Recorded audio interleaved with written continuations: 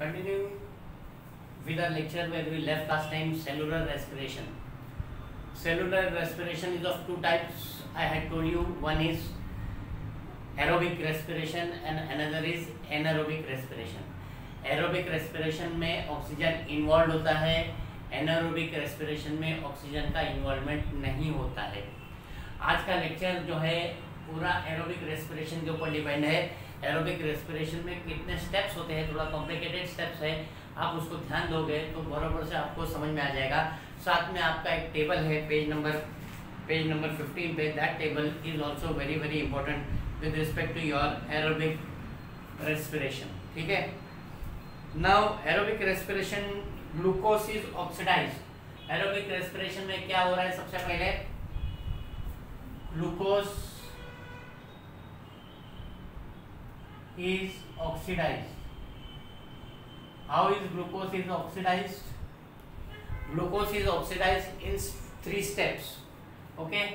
सबसे पहला स्टेप आता है आपका ग्लाइकोलाइसिस. सबका सबसे पहला स्टेप आता है आपका glycolysis. Now what exactly happens in glycolysis? Process of glycolysis occurs in cytoplasm. कहाँ पे हो रहा है ये ग्लाइकोलाइसिस? कहाँ पे हो रहा है? ये हो रहा है साइटोप्लाज्म या काइटोप्लाज्म, जो आपको बोलना है. स्पेलिंग बराबर होना चाहिए राइटिंग में. साइटोप्लाज्म में होता है. ओके. एरोबिक रेस्पिरेशन में glucose is oxidised. And how is glucose is oxidised? जो टर्म ग्लूकोज को ऑक्सीडाइज है उसके लिए जो टर्म यूज किया गया है that is called glycolysis.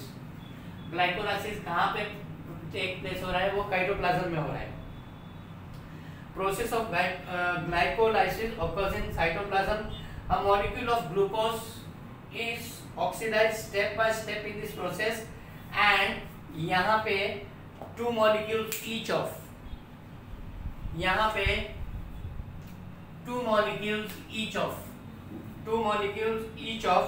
pyruvic acid,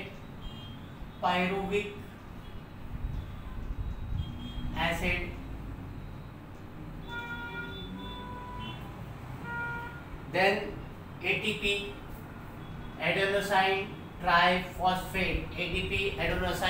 triphosphate, NADH2 का फुल फॉर्म नेक्स्ट पेज पे दिया हुआ है. And water are formed. Okay, and water are formed. ये into bracket लिख दिया मैंने. two molecules of pyruvic acid, 2 molecules of ATP, adenosine triphosphate, 2 molecules of NADH2 and 2 molecules of H2O is formed.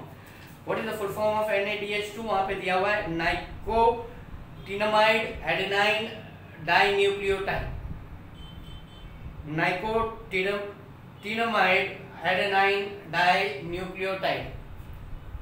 ठीक है. ये आपका प्रोसेस ऑफ ग्लाइकोलाइसिस है. जब ग्लाइकोलाइसिस हो रहा है तो आपके 2 molecules of pyruvic acid, 2 molecules of ATP, 2 molecules of NADH2 and 2 molecules of H2O is formed. What next? Molecules of pyruvic acid formed in this process are converted into, ये जो pyruvic acid है, ये एक molecule निकल कितना रहा है? 2 pyruvic acid, 2 ATP, 2 NADH2, 2 H2O. ये एक pyruvic acid. Molecules of pyruvic acid formed in this process are converted into molecules of. Okay. यहाँ से क्या बन रहा है? इस पर्टिकुलर पार्ट से बन रहा है acetyl coenzyme A, acetyl ACETYL-CoA, coenzyme A, acetyl coenzyme A बन रहा है. और दो मॉलिक्यूल ऑफ NADH2 बन रहा है फ्रॉम 2 पायरुविक एसिड से 2 एसिटिल CoA बन रहा है, 2 NADH2 बन रहा है. And 2 molecules of CO2 are released, and 2 CO2. This is from इस पायरुविक एसिड में से ऑलरेडी ग्लाइकोलाइसिस के प्रोसेस में ऑलरेडी 2 NADH2 निकल रहा है। ओके, तो टोटल NADH2 यहाँ पे टोटल NADH2 यहाँ पे 2 NADH2 निकला था, यहाँ पे और 2 NADH2 निकला। ठीक है, टर्म रिपीट कर दूं मैं। Glucose is oxidised. How is glucose is oxidised? पहला स्टेप है glycolysis. Glycolysis is taking place in cytoplasm. Glycolysis जब होता है तो ग्लाइकोलाइसिस जब ऑक्सीडाइज होता है तो 2 पायरुविक एसिड निकलता है, 2 ATP निकलता है, 2 NADH2 निकलता है, 2 H2O निकलता है। इस पायरुविक एसिड में से 2 एसिटिल CoA निकलता है, 2 NADH2 निकलता है और 2 CO2 कार्बन डाइऑक्साइड के मॉलिक्यूल रिलीज होते हैं। ओके, ये आपका पहला स्टेप है। ठीक है, फिर आपका सेकंड स्टेप आता है try carboxylic acid cycle. Try carboxylic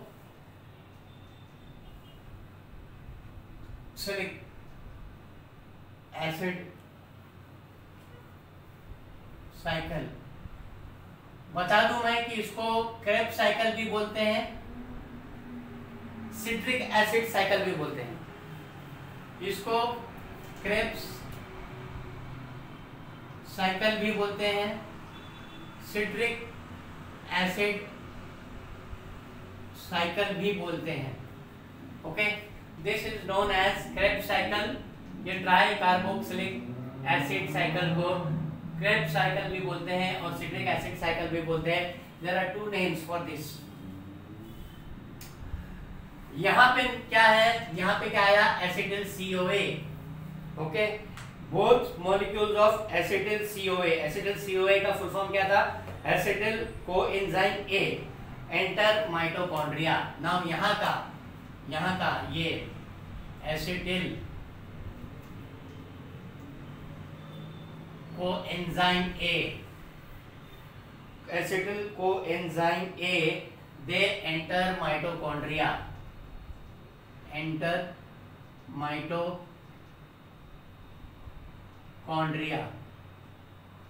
okay, mitochondria. ठीक है, आपका ग्लाइकोलाइसिस कहाँ पे हो रहा है? साइटोप्लाज्म में हो रहा है।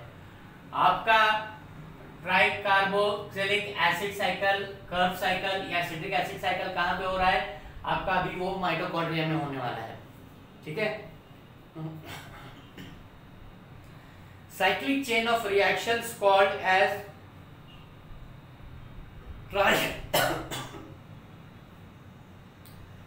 cyclic chain of reactions called as tricarboxylic acid cycle is operated on it in the mitochondria।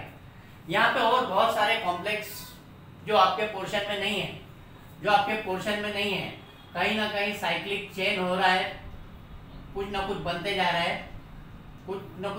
रहा है, साइक्लिक चेन के तौर पे कोई एक मॉलिक्यूल है, कोई कॉम्प्लेक्स नेम के मॉलिक्यूल है which is there in your higher standards, जो आपके पोर्शन में नहीं है। साइक्लिक चेन बनके बहुत सारे रिएक्शन हो रहे हैं माइटोकॉन्ड्रिया में। Cyclic chain of reaction called as tricarboxylic acid cycle is operated on it in the mitochondria। Acetyl part, इसमें दो पार्ट है, एक एसिटिल है, एक कोएंजाइम है। ओके, एक एसिटिल है, एक कोएंजाइम है। ओके, कोएंजाइम ए है। फाइन, तो इसमें acetyl part is completely oxidized। this particular part gets completely oxidized।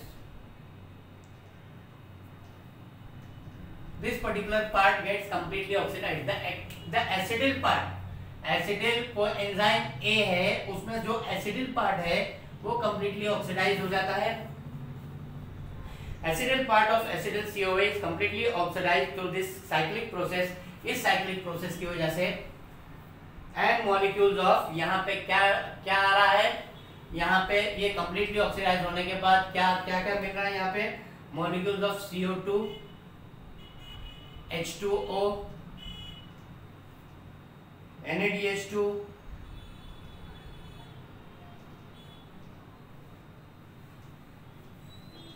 and FADH2 are derived। यहाँ पे और एक यहाँ पे एक और NADH2 मिल रहा है, यहाँ पे एक NADH2 मिल रहा है और एक FADH2 मिल रहा है। ओके, यहाँ पे NADH2 था, यहाँ पे NADH2 था, यहाँ पे NADH2 था, यहाँ पे FADH2 था। Now what is the full form of FADH2, उसको भी देख लेते हैं हम। FADH2 is flavin adenine dinucleotide, flavin adenine dinucleotide, and both these are enzymes। ये आपका NADH2 भी एंजाइम है और FADH2 भी एंजाइम है। Both these enzymes are formed in the cells and used in cellular respiration। ये दोनों का बहुत इंपॉर्टेंट काम होता है। NADH2 और FADH2 का काम बहुत इंपॉर्टेंट होता है सेलुलर रेस्पिरेशन में, आगे जाके आपको पता चलेगा। ठीक है, तो आपको ग्लाइकोलाइसिस तो समझा दिया था, फिर उसका आपका ट्राई कार्बोक्सिलिक एसिड साइकिल हो रहा है, जहाँ पे एसिटिल CoA पहले माइटोकॉन्ड्रिया में एंटर हो रहा है। वो एसिटिल कोएंजाइम A में से एसिटिल पार्ट कंप्लीटली ऑक्सीडाइज हो रहा है, जिसकी वजह से कार्बन डाइऑक्साइड, वाटर, NADH2 और FADH2 डिराइव हो रहा है। ओके, ये आपका सेकंड पार्ट था। फाइन, थर्ड पार्ट आपका है electron transfer chain reaction. Electron transfer chain reaction, ये आपका थर्ड पार्ट है for oxidising glucose which is taking part by aerobic respiration, जिसमें ऑक्सीजन का इन्वॉल्वमेंट हो रहा है। ठीक है, now what is electron transfer chain reaction? Molecules of NADH2 and FADH2 formed during all the above processes participate in electron transfer chain reaction। कौन part ले रहा है? NADH2 and FADH2, जो यहाँ से रिलीज हुए थे।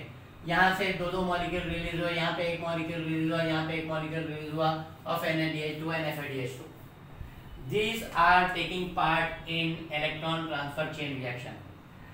Due to this, 3 molecules of ATP are obtained from each NADH2 and molecule and 2 molecules of ATP of each FDH2 molecule।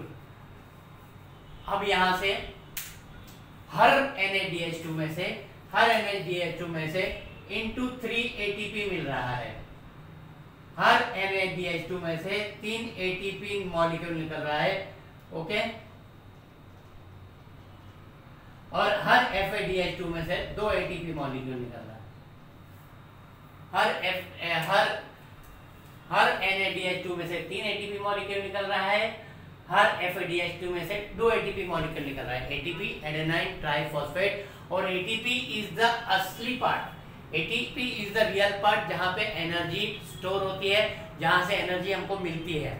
ठीक है, आई रीड दैट अगेन। यहां से आपका इलेक्ट्रॉन ट्रांसफर चेन रिएक्शन में कौन पार्ट ले रहा है? आपका NADH2 पार्ट ले रहा है और FADH2 पार्ट ले रहा है। Molecules of NADH2 and FADH2 formed during all above processes participate in electron transfer chain reaction. Due to this, 3 molecules of ATP are obtained from each NADH2. Each, okay, each। तो यहाँ पे 2 है तो यहाँ पे 6 ATP होंगे, यहाँ पे 2 है तो यहाँ पे 6 ATP होंगे। ठीक है, 3 molecules of ATP are obtained from each NADH2 molecule and 2 molecules of ATP from each FADH2 molecule.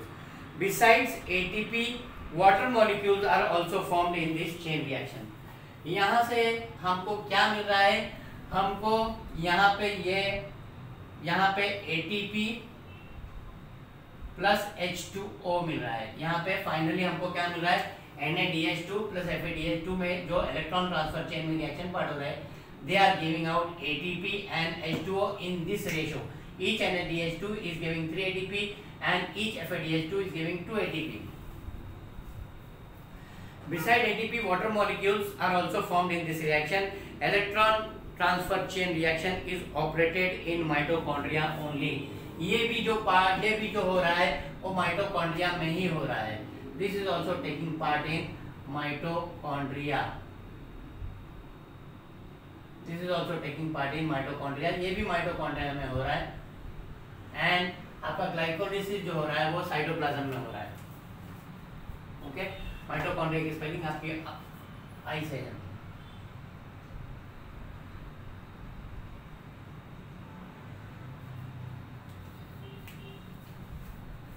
Thus, a molecule of glucose is completely oxidized in aerobic respiration, and molecule of CO2 plus H2O are produced along with energy. Okay, इस तरीके से glucose का एक molecule completely oxidise हो रहा है. इसके अलावा आपका CO2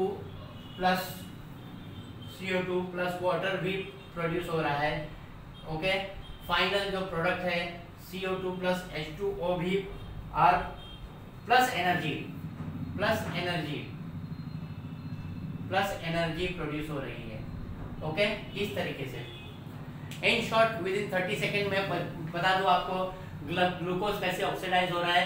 पहले ग्लाइकोलिसिस हो रहा है, एक glycolysis taking place in cytoplasm.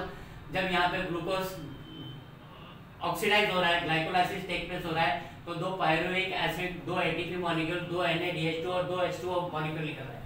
Okay, ये 2 पायरुविक एसिड फर्दर ऑक्सीडाइज हो रहा है, तो तुम्हारे को एसिटिल कोएंजाइम बन रहा है और 2 NaDH2 आ रहा है और 2 CO2 आ रहा है. एसिटिल कोएंजाइम माइटोकॉन्ड्रिया में एंटर होता है, जहां पे आपका ट्राइकार्बोक्सिलिक एसिड साइकिल होता है. वो ट्राइकार्बोक्सिलिक साइकिल को क्रेब्स साइकिल भी कहा जाता है, सिट्रिक एसिड साइकिल भी कहा जाता है.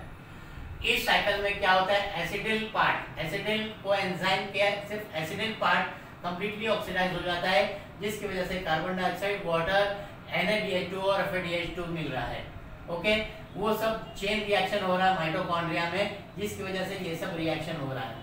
ये सब रिएक्शन होने के बाद final reaction electron transfer chain reaction हो रहा है, जहां पे NaDH2 and FADH2 are exactly giving energy in the form of ATP molecule which is happening in mitochondria. Mitochondria आपने स्टडी किया 9th स्टैंडर्ड में, is the powerhouse of the cell. Energy produce यहाँ पे हो रही है और energy is stored in ATP, that was again studied in 9th standard. तो यहाँ पे हर NaDH2 आपको 3 ATP दे रहा है, हर FADH2 आपको 2 ATP दे रहा है. तो फाइनली जब पूरा कंप्लीटली ग्लूकोज ऑक्सीडाइज हो जा रहा है, तो आपको carbon dioxide gas is release, water is release and energy is release. ये 3 चीज रिलीज हो रही है. This is the whole thing part, that is your oxidation of glucose. ठीक है, फाइन. नाउ यहाँ पे आपका टेबल दिया हुआ है. ओके, यहाँ पे आपका टेबल दिया हुआ है. सी वहाँ पे ग्लूकोज किस में है, मैंने कल के लेक्चर में बताया था. ग्लूकोज कार्बोहाइड्रेट में ज़्यादा ग्लूकोज फाउंड होता है. कार्बोहाइड्रेट में फ्रुक्टोज फाइंड आउट फ्रुक्टोज होता है, सुक्रोज होता है, पर मेनली जो है ग्लूकोज ज़्यादा इस्तेमाल होता है. अभी आप कभी भी थक जाओ तो भी आपको ग्लूकोज का पानी वानी बना के पीते हो तो आपको थोड़ा एनर्जी आती है. तो glucose is the main source of energy in the body. ठीक है, तो यहाँ पे आपको टेबल पूरा परफेक्ट दिया हुआ है. यहाँ पे कार्बोहाइड्रेट्स है, मिडिल पार्ट की बात कर रहा हूँ अभी, जो लेफ्ट एंड राइट में हूँ मैं आपको बाद में बताता हूँ. कार्बोहाइड्रेट्स है, कार्बोहाइड्रेट्स के बाद पहला ग्लाइकोलाइसिस हो रहा है. ग्लाइकोलाइसिस पे पायरुविक एसिड मिल रहा है, पायरुविक एसिड से एसिटिल CoA बन रहा है, एसिटिल CoA से क्रेब्स साइकिल बन रहा है. यहाँ पे क्रेब्स साइकिल दिया हुआ है, जहाँ पे आपको बुक में ट्राई कार्बोक्सिलिक एसिड साइकिल दिया था. जब क्रेब्स साइकिल हो रहा है, क्रेब्स साइकिल में इलेक्ट्रॉन चेन रिएक्शन हो रहा है, तो आपका CO2 plus H2O plus energy release हो रही है. That is straight part. तो टॉप में है कार्बोहाइड्रेट, सेकंड नंबर पे ग्लाइकोलाइसिस, थर्ड नंबर पे पायरुविक एसिड, फोर्थ नंबर पे acetyl coenzyme A, 5th number पे Krebs cycle and 6th number पे carbon dioxide, water and energy. Fine. अब थोड़ा सा हम वो बाद में देखेंगे। Now if there is insufficient amount of carbohydrates in body due to exceptional condition, कभी कभी आप फास्टिंग करते हो तो आप खाना नहीं खाते हो, तो आपके बॉडी में कार्बोहाइड्रेट्स नहीं जाता है, आपके बॉडी में कार्बोहाइड्रेट नहीं जाता है, तो मतलब आपका जो स्ट्रेट चेन है carbohydrate, glycolysis, pyruvic acid, acetyl CoA, Krebs cycle, CO2 H2 energy, वो स्ट्रेट ने अपने कार्बोहाइड्रेट लिया ही नहीं। आप फास्टिंग पे हो फिर भी आपके बॉडी में थोड़ी सी एनर्जी रहती है। वो एनर्जी कहाँ से आप पे आती है? जब आपने कार्बोहाइड्रेट्स नहीं लिया, if there is insufficient amount of carbohydrates in body due to exceptional condition like fasting and hunger, then lipids and proteins, आपका यहाँ पे फैट्स और प्रोटीन्स काम में आता है। ओके, यहाँ पे आपका फैट्स एंड प्रोटीन्स काम में आता है। Lipids and proteins are used for energy production. जब आप खाना नहीं लिए, जब आपने कार्बोहाइड्रेट नहीं लिया, तो आपके बॉडी में जो प्रोटीन्स और फैट स्टोर्ड है, लिपिड्स और प्रोटीन्स स्टोर्ड है, वो आपको थोड़ा सा एनर्जी प्रोड्यूस करते हैं। In case of lipids they are converted into fatty acid, various proteins into amino acids. ये ध्यान में रखो, आपको कोरिलेशन में भी है। ओके, क्या क्या हो रहा है? Lipids are converted into fatty acids, proteins are converted into amino acids. मैं यहाँ पे आपके टेबल पे आ जाऊँ वापस में, आपको सीधा बताया था मैंने, carbohydrate, glycolysis, pyruvic acid, acetyl coenzyme A, Krebs cycle और CO2 + H2O + एनर्जी रिलीज हो रही है। अब क्या होता है, जब आपने कार्बोहाइड्रेट नहीं लिया तो आपका ग्लाइकोलाइसिस और पायरुविक एसिड का स्टेप मिस हो गया। स्टेप मिस हो गया तो आपका प्रोटीन जो है और लिपिड जो है, प्रोटीन और फैट जो है जो आपके बॉडी में है, वो फैट या लिपिड आपका फैटी एसिड बन रहा है, प्रोटीन आपका एमिनो एसिड बन रहा है और डायरेक्ट एसिटिल CoA के स्टेप पे जा रहा है। डायरेक्ट आपके एसिटिल CoA स्टेप पे जा रहा है। आपका डायरेक्ट क्रेब्स साइकिल छोड़ के आप आगे बढ़ रहे हो और डायरेक्ट आपका इलेक्ट्रॉन चेन रिएक्शन हो रहा है। आपका वहां पे ग्लूकोज का ग्लाइकोलाइसिस ओमिट हो रहा है। इसके लिए यहाँ से आपका टेबल लिया हुआ था और डायरेक्ट आपका एसिटिल कोएंजाइम A के टेबल पे पहुंचाया गया। जब आप फास्टिंग करोगे या कहीं पे आपको भूख लग, कहीं पे आप खाना नहीं खा पाए, अवेलेबल नहीं रहा, तो वो टाइम पे आपका फैटी एसिड, आपका लिपिड्स और आपके प्रोटीन्स आपके शॉर्टकट मेथड से आपको यहाँ पे एनर्जी प्रोवाइड करना चालू कर देते हैं। Fatty acids and amino acids are converted into acetyl CoA and energy is obtained through complete oxidation of acetyl coenzyme. Complete oxidation, ये स्टेप मिस हो गया। यहाँ पे आपका फैटी एसिड, यहाँ पे आपका लिपिड है, यहाँ पे आपका लिपिड्स है, यहाँ पे आपका प्रोटीन है। ओके, तो प्रोटीन से डायरेक्ट यहाँ पे पहुंचोगे आप, लिपिड से डायरेक्ट यहाँ पे पहुंचोगे एसिटिल CoA पे। ये स्टेप मिस कर जाओगे आप लोग, ये स्टेप नहीं होगा। ये स्टेप सिर्फ ग्लूकोज को ऑक्सीडाइज करने के लिए। ओके, ये यहाँ पे बिना ग्लूकोज के ऑक्सीडाइज के यहाँ पे एनर्जी फॉर्म होना चालू हो जाती है। एनर्जी यहाँ पे इसमें जो एसिटिल CoA है वो कंप्लीट ऑक्सीडाइज हो जाता है यहाँ से। Fatty acid and amino acids are converted into acetyl coenzyme and energy is obtained through complete oxidation of acetyl coenzyme by the process of Krebs cycle in mitochondria. ठीक है? Now let us see what ATP का full form adenine triphosphate है, is energy rich molecule. Okay, मैं इसको रब कर दूं, थोड़ा सा मुझे एक चीज एक्सप्लेन करना पड़ेगा आपको।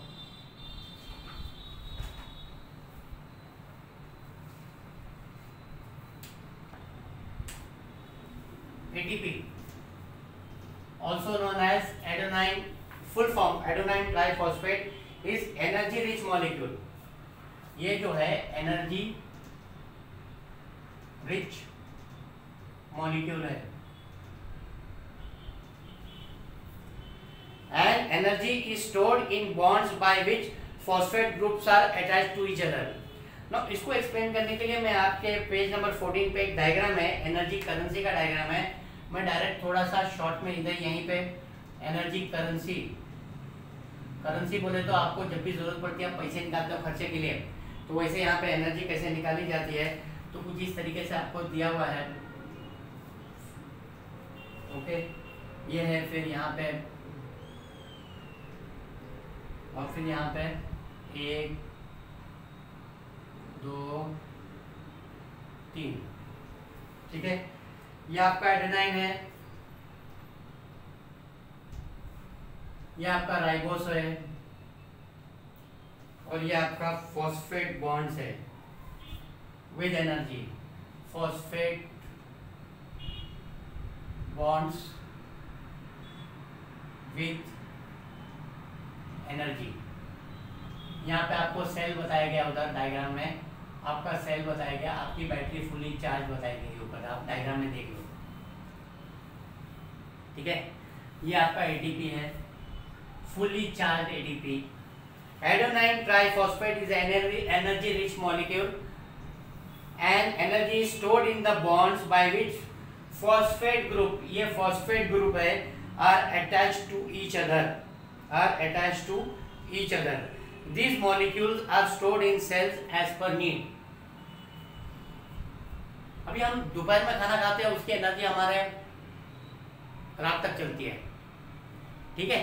तो जैसे जैसे नीड होती है वैसे वैसे एटीपी एनर्जी सप्लाई करते रहता है, ठीक है।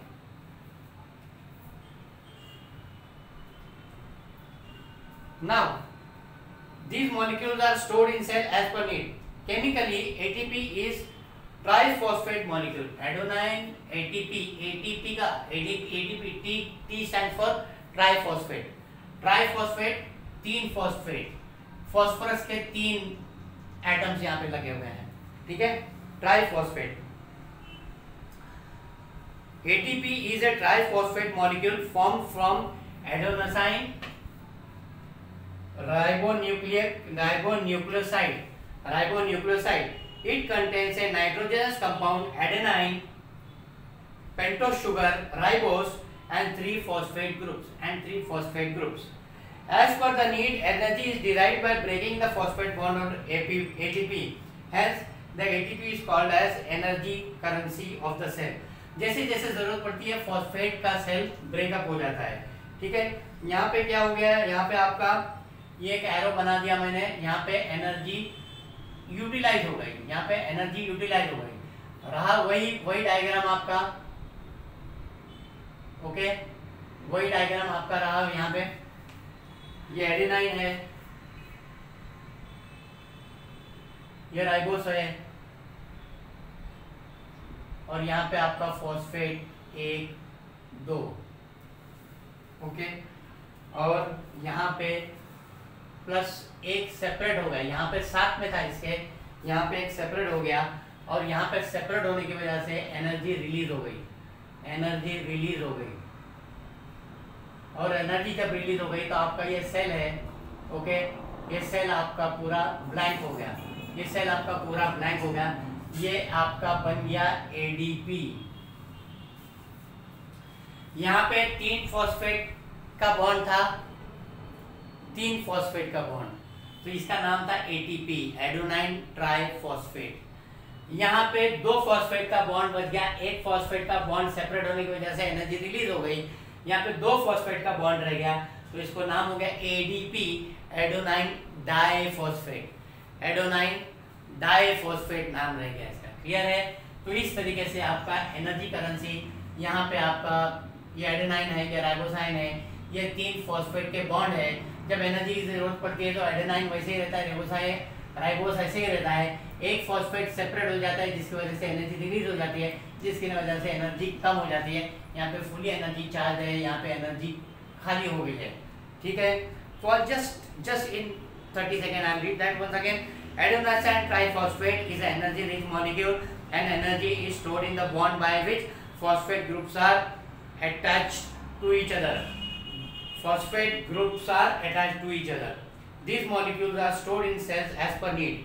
Chemically, ATP is triphosphate molecule formed from adenine ribonucleoside. It contains a nitrogenous compound adenine. ये नाइट्रोजस कंपाउंड एडेनाइन है, ये पेंटोस शुगर राइबोस है and 3 phosphate groups. As per the need energy is derived by breaking the phosphate bond. ये phosphate bond break हो रहा है okay of ATP and hence ATP is called as energy currency of the cell. ये आपका table है, वो आपका diagram है, कभी आपको डायग्राम रॉन्ग बना के आपको करेक्ट करने के लिए बोल सकते हैं, ठीक है। So this should be clear to you यहाँ पे। और इसका नाम जो वहाँ पे ऊपर दिया हुआ है आपको एडीपी दिया हुआ है, वाई एडीपी दिया हुआ है क्योंकि यहाँ पे 2 फॉस्फेट ग्रुप रह गया है, इसके लिए एडोनाइन डाइफॉस्फेट नाम रह गया है इसमें, ठीक है, करेक्ट। सो आपका ये था आपका एरोबिक रेस्पिरेशन का पूरा डिटेल। अगले लेक्चर में हम एनारोबिक रेस्पिरेशन लेंगे। Thank you very much.